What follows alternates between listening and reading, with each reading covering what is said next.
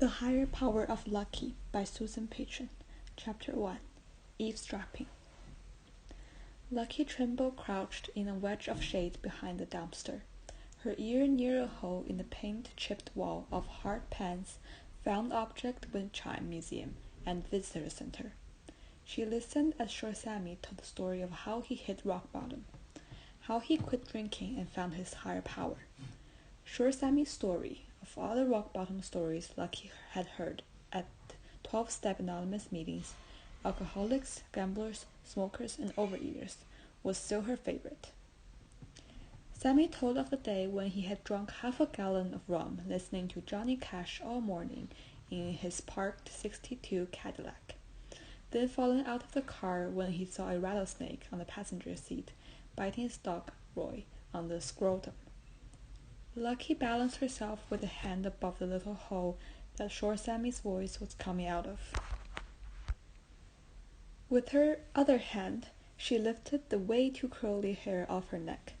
She noticed two small blackbirds nearby, panting like dogs from the heat, their beaks open, their feathers puffed up.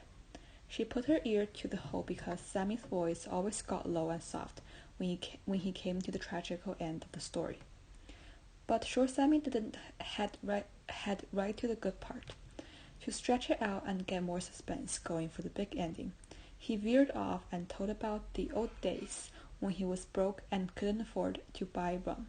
So he made homemade liquor from cereal box raisins and any kind of fruit he could scrounge up. This was the usual roundabout way he talked, and Lucky had noticed that it made people stay interested, even if the story got quite a bit longer than if someone else had been telling it. She stood up, her neck and back of her knees sweating, and smashed a wad of hair under the edges of her floppy hat. She carefully angled an old lawn chair with frayed webbing into her wedge of shade, and made sure the chair wouldn't break by easing herself onto it. Flies came, the little biting ones. She fanned them away with her plastic dustpan. Heat blasted off the dumpster. There was a little silence, except for the wobbly ticking voice of the ceiling fan inside and people shifting in their folding metal chairs. She was pretty sure they had already heard the story of Short Sammy hitting rock bottom before, as she had, and that they loved the pure glory and splendiferousness of it as much as she did, even though it was hard to imagine Short Sammy being drunk. Short Sammy's voice sounded like it would barely stand to say what came next. "That Roy, man," said Sammy, who called everyone man, even people like Lucky who were not men. "He was one brave dog. He killed that snake even though it bit him in the place where it hurts the worst for a male. And there I am, trying to get away, falling out of the cab.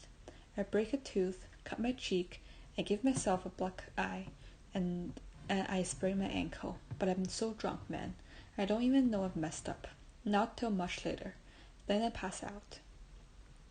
Next day I wake up on the ground, sand in my mouth, and it feels like death. I mean, it's like I died.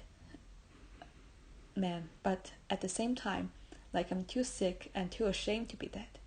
There's a mangled rattlesnake under the car. There's blood, lots of blood. I don't even know if it's my blood or Roy's or the snake's. Roy's gone. I call him. Nothing. I figure maybe after saving my stupid life, he went off to die alone somewhere. It's probably like 100 degrees in the shade, man. About as hot as it is now. But I'm so cold I can't stop shivering." Lucky's hands smelled metallic, like the thin arms of the lawn chair. They felt sticky. She pushed her hat back from her forehead. Air cooled the sweat there. "I made this deal to myself," Sammy continued. "The deal is, if Roy is okay, I'll quit drinking, join AA, get clean." Lucky edged her bare legs away from a rough, poking strand of chair webbing. Each time Short Sammy came to this part in his story, Lucky thought of what kind of deal she would make with herself if she hit rock bottom. Like, let's say she didn't know if her dog, HMS Beagle, was alive or dead. She would have to do something really hard and drastic at her end of the bargain. Or let's say that her guardian just gave up and quit because Lucky did something terrible. The difference between a guardian and an actual mom is that a mom can't resign. A mom had the job for life. But the guardian, like Bridget, or Bridget, could probably just say, well, that's it for this job. I'm going back to France now. Au revoir. There, poor Lucky would be, standing alone in the kitchen trailer, at rock bottom. Then she would have to search for her own higher power and do a fearless and searching moral inventory of herself, just like Short Sammy and all the other anonymous people had to do. Short Sammy went on. Then my wife drives up, man. I didn't even know she'd gone. I'm still kind of laying there on the ground. She gets out of her car, but she doesn't say one word about how messed up I am. All she say is, I took Roy to the vets in Sierra City. She's talking real calm, almost like she's not mad or anything. She says, 50 miles from here, and I drove it in, maybe half an hour. That was the worst drive of my life, Sammy, thanks to you. But Roy's okay because I got him there in time for the anti-venom to work. Then she goes into the house and comes out with her suitcases that she must have packed the night before, and Roy's food dish and water bowl. That killed me. Taking his food dish and water bowl. All she said to me is, don't call me. That, man, was rock bottom. So I threw down the shovel, and here I am. There was clapping, and Lucky knew that pretty soon they would pass a hat around for people to put money in. It was a little disappointing that today nobody had explained how exactly they had found their higher power, which was what Lucky was mainly interested in finding out about. She didn't get why finding it was so hard. The anonymous people often talked about getting control of their lives through their higher power. Being turned in half, Lucky felt like she had no control over her life, partly because she wasn't grown up yet. But that if she found her higher power, it would guide her to the right direction. Cheers scraped as everyone stood up. Now they would all say a little prayer together, which Lucky liked because there was no church or synagogue or any visitors or anything in Hartpan, California. So the found object wind chime museum and the visitor center was the closest they got to one. That meant the end of the meeting from the patio in the front. That meant the end of the meeting and the time for her to disappear quick. She finished her job of cleaning trash from the patio in the front, smashed beer cans and candy wrappers from yesterday's Gamblers Anonymous meeting. It wasn't likely that anyone would be coming back to the dumpster behind the museum, but someone might. She had to hurry, but she had to hurry slowly, in order to not make a sound. She stashed her dustpan and rake beside the wall and left the aluminum lawn chair hidden behind the dumpster. Tomorrow, Saturday, would be her day off.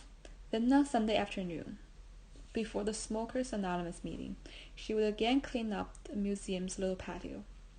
The patio was where the anonymous people sat around talking after their meetings.